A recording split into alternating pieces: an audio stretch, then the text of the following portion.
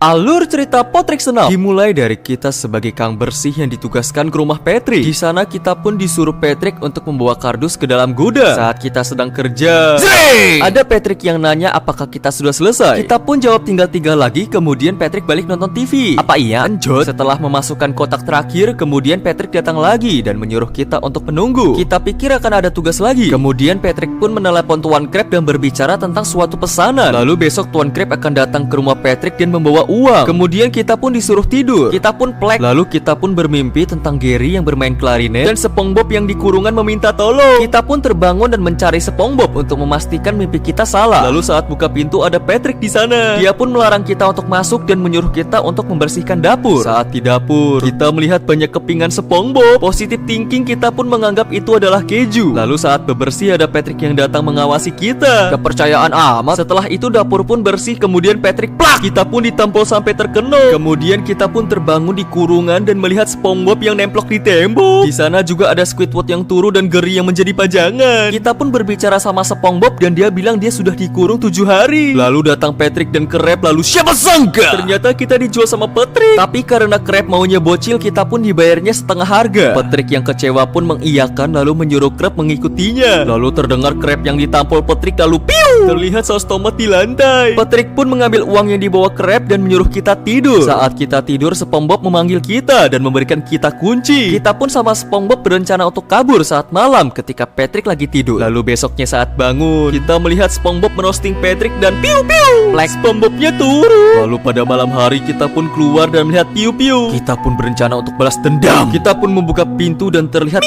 Crab dan ada Patrick yang tidur. Kita pun mengarahkan piu-piu ke sofa dan piu. Loh, kok Patrick turun? Lalu terlihat Patrick yang main klarinet lalu jreng. Tamat. Subreken moi tot.